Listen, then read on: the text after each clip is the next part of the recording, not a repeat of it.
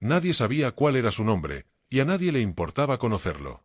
En la gran hacienda de los de Losa, la joven mestiza que pasaba desde el amanecer hasta bien entrada la medianoche en la cocina, era conocida únicamente como la mulata muda.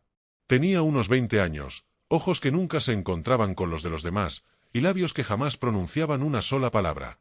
Sin embargo, sus manos eran las que realmente hablaban, ágiles, rápidas, sabías, pero también marcadas por cicatrices.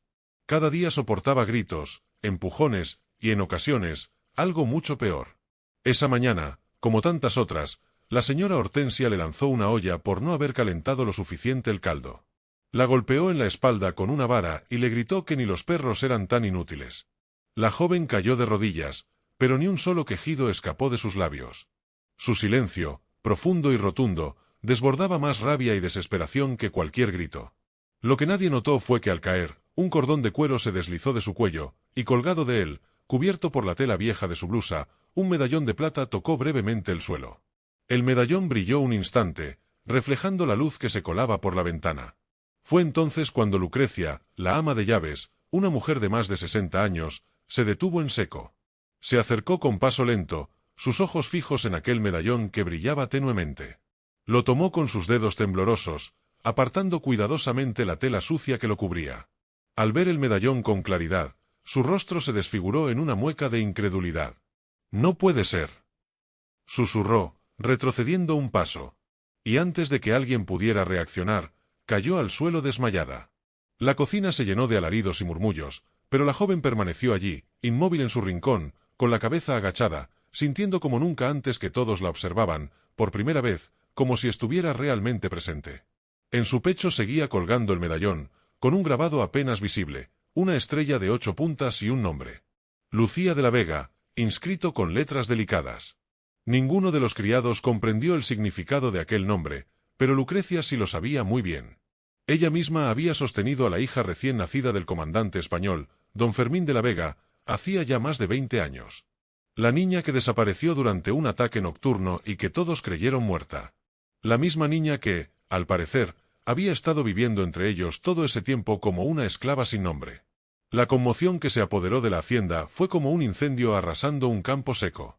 Lucrecia fue llevada en brazos a su habitación, aún inconsciente, mientras la joven permanecía sentada en la esquina de la cocina, la mirada clavada en el suelo, con el medallón aún colgando de su cuello.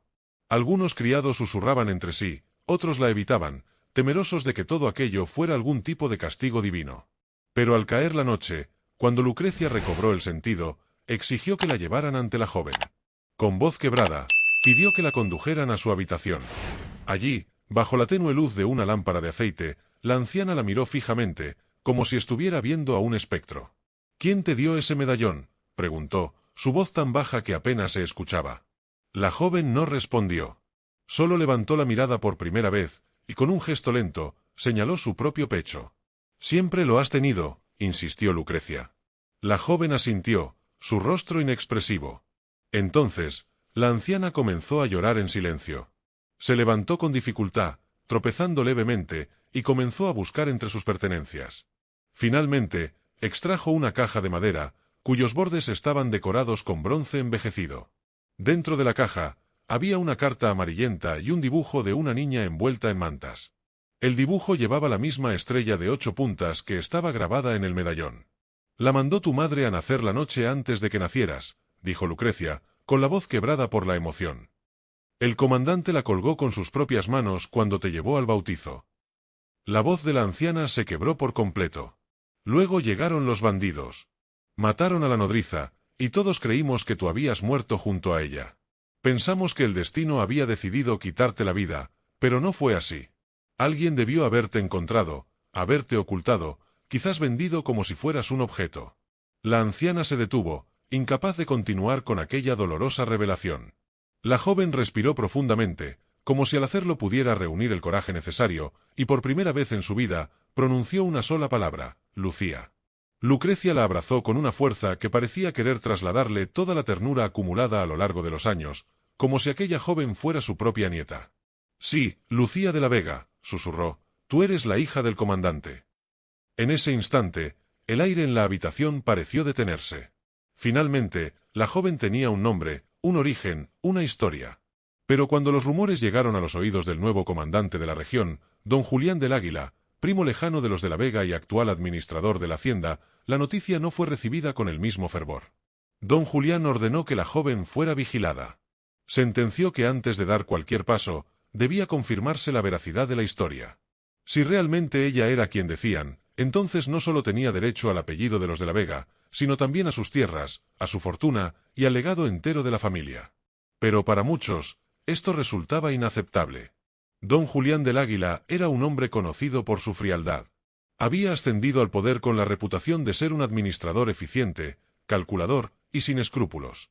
Heredó la administración de la hacienda de la Vega por la línea materna, y aunque el linaje no le pertenecía por sangre directa, lo defendió como si fuera su legítimo patrimonio. Al recibir el informe que hablaba de una sirvienta muda que afirmaba ser la hija del difunto comandante, el hombre sonrió por primera vez en semanas. Pero no fue una sonrisa de alivio, sino una sonrisa de amenaza. «Verifiquen el medallón», ordenó sin vacilar. «Y descubran quién fue el primero en esparcir este rumor. Si alguien más se atreve a afirmar que esa muchacha es Lucía de la Vega sin pruebas claras, será considerado un traidor a la corona».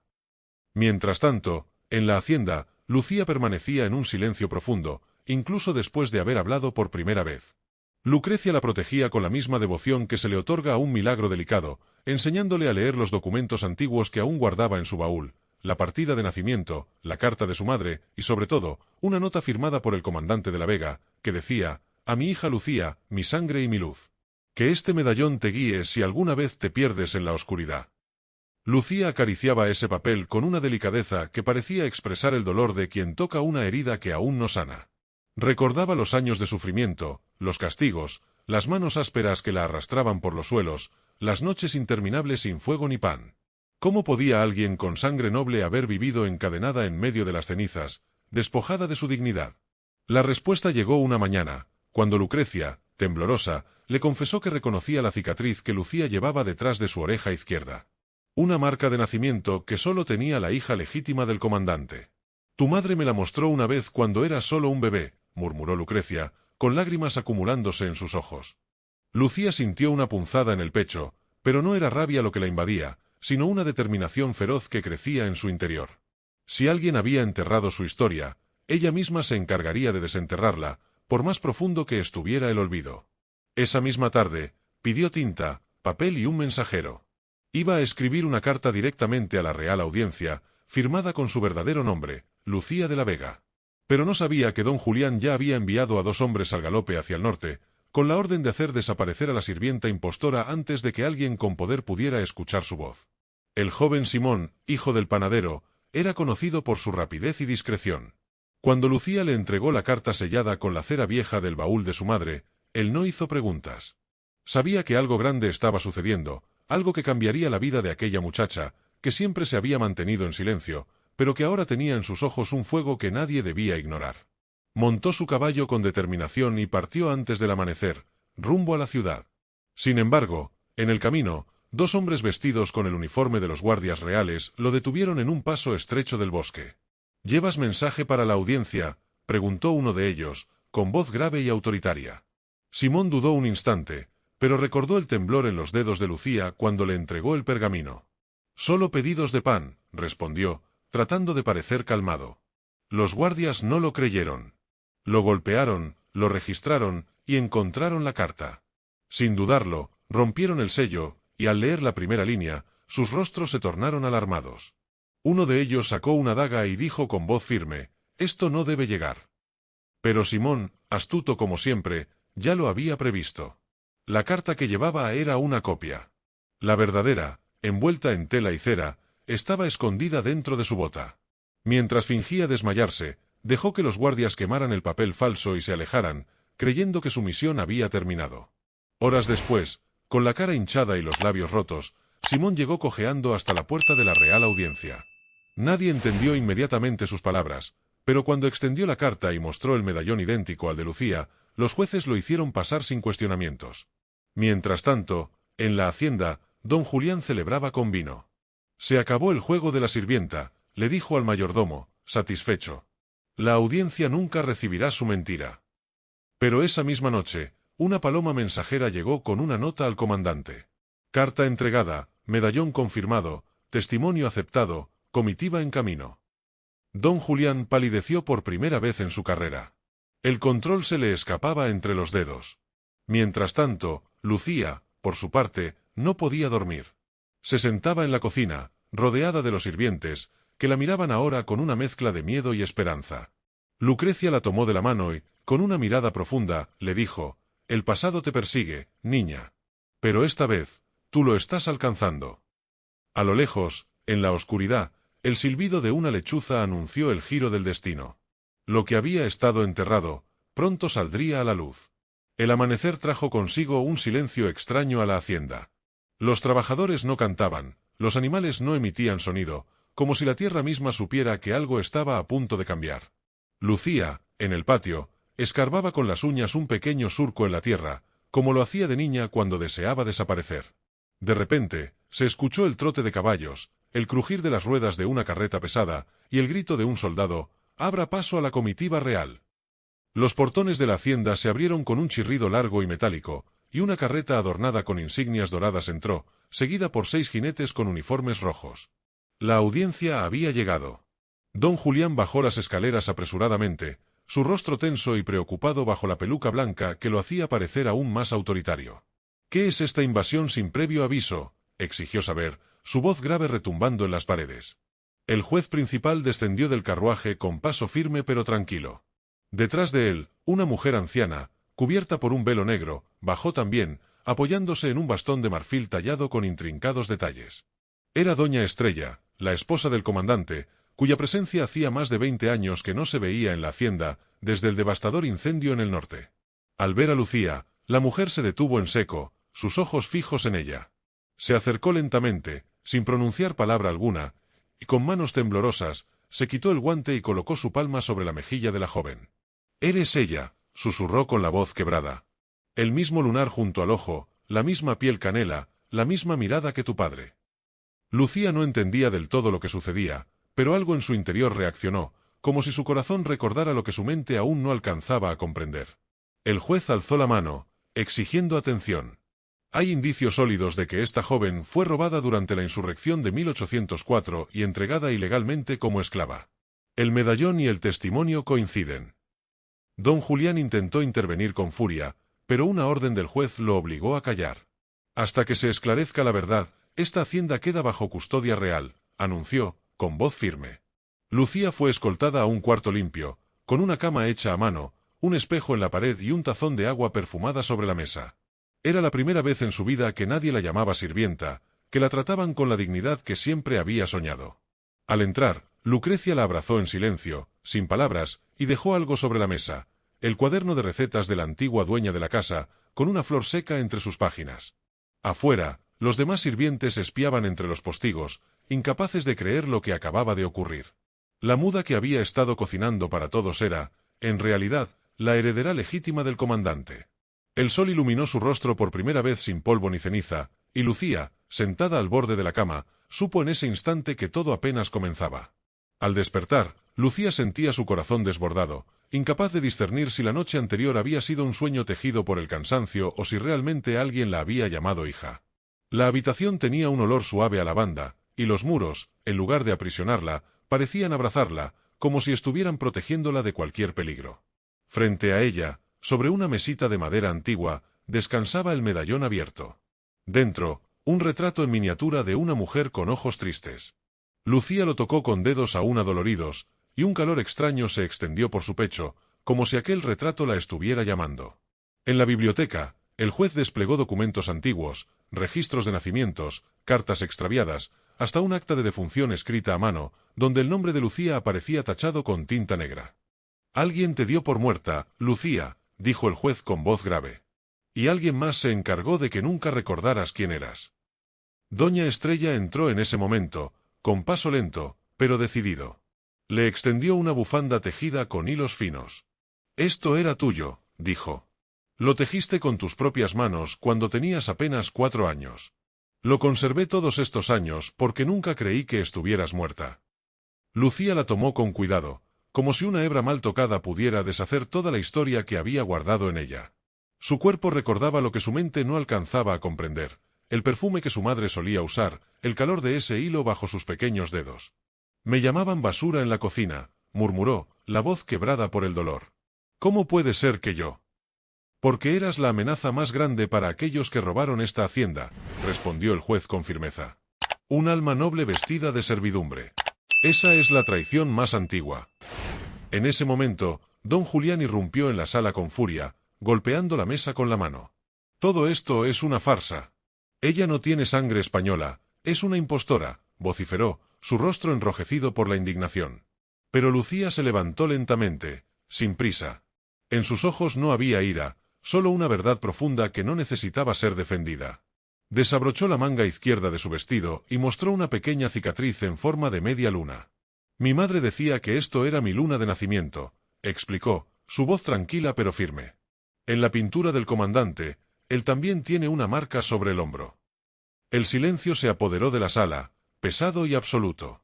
Doña Estrella, incapaz de ocultar su emoción, soltó un sollozo. El juez, al ver la evidencia irrefutable, cerró el libro con solemnidad. Este juicio ha terminado, dijo con gravedad. Lucía de la Vega no es esclava, es la legítima heredera de estas tierras. Esa noche, los sirvientes encendieron velas en el patio, no como protesta, sino como homenaje. Y por primera vez en 20 años, la casa entera respiró. Lucía no pidió castigo ni venganza, su único deseo era poder ver el amanecer desde el balcón que una vez le estuvo prohibido. Al amanecer, Lucía salió al balcón, con la bufanda enredada alrededor de sus brazos y el cabello libre, moviéndose al viento. Abajo, el patio hervía en murmullos. Los peones la observaban desde las sombras, una mezcla de respeto y temor en sus miradas. Durante años, la habían visto cargar sacos, soportar insultos, limpiar la sangre de sus propios nudillos. Ahora ella era la dueña, pero Lucía no se sentía superior. Solo se sentía libre, por fin. Doña Estrella apareció a su lado con una taza de atole, y una pregunta en sus ojos llenos de historia. «¿Qué harás ahora, mi niña?», preguntó con suavidad. Lucía sostuvo la taza entre sus manos, pensativa. «Primero romperé el silencio», dijo, con una voz llena de determinación. Bajó las escaleras y cruzó el patio frente a los trabajadores alineados. Respiró profundamente y se detuvo. «Durante años me llamaron cosas que no soy. Me hicieron creer que nací para obedecer y no preguntar. Pero mi madre me enseñó algo antes de desaparecer. Que nadie puede robarte el alma si tú no la entregas». Los trabajadores bajaron la mirada, muchos con lágrimas contenidas. Lucía continuó, su voz resonando en el aire, fuerte y clara. «No quiero que nadie más aquí sienta miedo al caminar por este suelo. Esta casa no será más una prisión disfrazada de hacienda. A partir de hoy, cada uno de ustedes es libre». Las palabras de Lucía parecieron partir el aire como un rayo, hirientes y liberadoras al mismo tiempo. Una mujer soltó un grito ahogado, y un niño corrió a abrazar a su madre. Don Julián, que había permanecido oculto tras las columnas, apretó los dientes con tal fuerza que la sangre le manó. «¿Y qué haremos ahora, señora?», preguntó un hombre con las manos curtidas, mirando a Lucía con esperanza. Lucía descendió del pequeño estrado, mirándolos a todos con una mirada que parecía abarcar el futuro entero. «Aprenderemos», dijo con voz firme.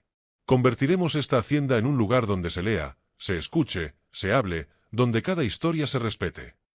Doña Estrella asintió, orgullosa, mientras el juez, que había permanecido en las sombras durante toda la escena, dio un paso al frente. «Los registros han sido corregidos», dijo, su voz resonando con el peso de la justicia recién restaurada. Lucía era oficialmente la hija de Salvador de la Vega, y esta tierra le pertenecía por derecho. Uno a uno, los trabajadores se acercaron.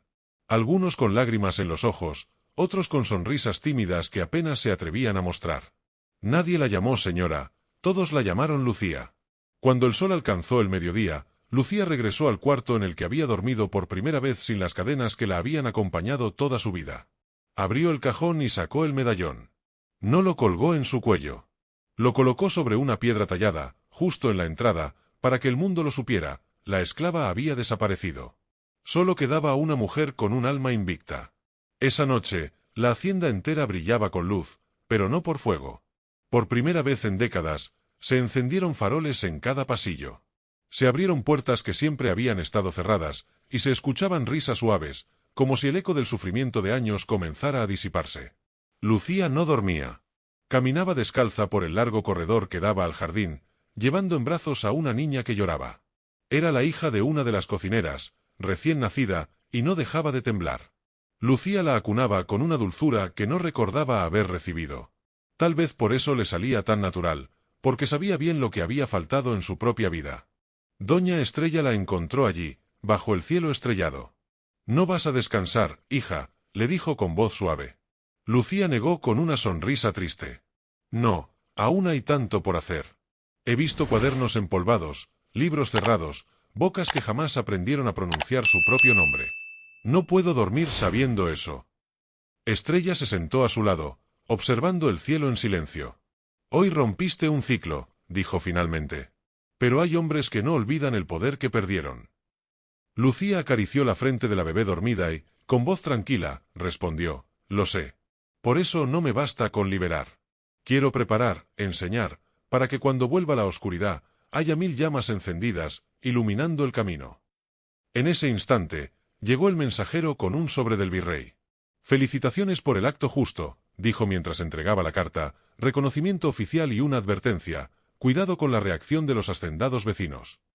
Lucía guardó la carta sin cambiar su expresión, luego se levantó y llevó a la niña dormida a los brazos de su madre. Cuando regresó al patio, donde ahora descansaban bancos nuevos y pizarras recién clavadas, un anciano se le acercó. Era Isandro, el más viejo de los trabajadores, ciego de un ojo. «Señorita Lucía», dijo con voz temblorosa, «¿cree usted que a mis años todavía puedo aprender a leer?». Ella se agachó a su altura, tomó sus manos envejecidas y le dijo sin dudar: «A ti te enseñaremos primero, Isandro, porque fuiste el que más esperó». El anciano lloró en silencio, y todos los que estaban cerca lo acompañaron en su emoción. Aquella noche no hubo campanas ni música, pero cada farol que quedó encendido se convirtió en un símbolo. La hacienda ya no pertenecía al comandante, ni siquiera a Lucía. Ahora era de quienes habían creído que nunca podrían tener algo propio. Al amanecer, montado en un caballo negro, con su uniforme aún impecable a pesar de los años, el comandante Sebastián Aguirre llegó sin previo aviso. No envió carta, no pidió permiso, no anunció su regreso, simplemente apareció frente a la hacienda, donde ahora ondeaba una bandera blanca con el símbolo de un libro abierto. Los trabajadores se detuvieron al verlo. Tensos, confundidos. Algunos dieron un paso atrás, otros se aferraron a los útiles que llevaban en brazos, como si temieran que les fueran arrebatados. Lucía observaba desde la galería superior.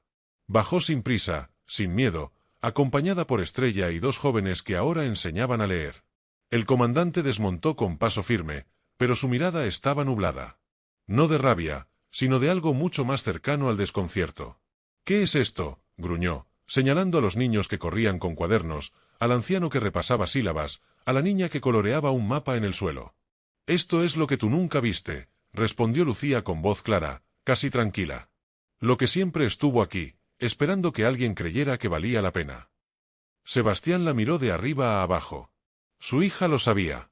Ahora tenía sus ojos, el lunar junto a la ceja izquierda, pero también algo que él había perdido.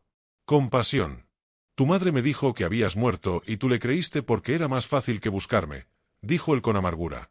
«Porque un medallón no valía tanto como tu honor». «Ese medallón no prueba nada», gritó de repente, pero su voz se quebró al final. Lucía dio un paso más, sin inmutarse. «No vine a reclamar sangre», dijo con calma. «Vine a devolverle la dignidad a quienes tú marcaste como propiedad. No quiero tu nombre ni tu herencia. Quiero que veas lo que pudo haber sido si hubieras amado en lugar de mandar». El comandante dio un paso hacia ella, temblando. «¿Y si te dijera que quiero empezar de nuevo? ¿Qué quiero ayudarte?» «No viniste a ayudar», dijo Estrella, poniéndose junto a Lucía. «Viniste a recuperar poder. Pero aquí ya no mandan los apellidos, mandan los que enseñan, los que curan, los que siembran». Sebastián bajó la cabeza, sin encontrar más palabras. Dio media vuelta, montó de nuevo y esta vez no como comandante, sino como un hombre que había llegado demasiado tarde. Cuando el sonido del caballo se perdió en la distancia, Lucía exhaló, no por miedo, sino por la certeza de que no necesitaba más batallas, solo más bancos, más pizarras y más corazones valientes. La campana sonó al atardecer, no como alarma ni como llamado de misa, sino como símbolo de algo nuevo. Bajo el cielo encendido en tonos naranjas y violetas, decenas de mujeres, niños y ancianos se sentaron frente a la vieja hacienda, que alguna vez había sido prisión de muchos. En el centro del patio, Lucía sostenía una pequeña caja de madera. La abrió lentamente y sacó el medallón de plata. Ya no lo llevaba al cuello. Lo había limpiado, pulido, pero no para guardarlo. Lo colocó en una vitrina simple, junto a una hoja escrita con puño firme, para recordar que toda vida tiene nombre y que ningún nombre nace esclavo. A su lado, Estrella sostenía una lista con los nombres de todos los que alguna vez habían servido, sin sueldo, sin voz, sin derecho a soñar. Uno a uno los fue llamando. Y uno a uno, cada hombre y mujer cruzó el umbral de la casa y colocó su huella sobre un mural de barro que Lucía había hecho construir. No era un gesto simbólico, era un acto legal. Cada huella sería registrada como ciudadana libre, propietaria de su porción de tierra, de su casa, de su historia. Cuando llegó el turno de Jacinta, la anciana que primero la había reconocido, todos se pusieron de pie. Ella caminó lenta pero erguida, como quien lleva toda una vida de sabiduría en sus pasos. La primera vez que vi este medallón pensé que era un castigo, dijo con voz quebrada. Hoy entiendo que era una llave. Gracias por no olvidarte de nosotras. Lucía la abrazó largo, como se abraza a una madre que se gana, no que se hereda. Luego se dirigió a todos, con una voz llena de claridad y firmeza. Mi sangre no me define, ni el apellido que no quise. Lo que me define es haber vivido como si cada golpe contara una historia y haber elegido reescribirla. En ese instante, una niña se levantó desde el público.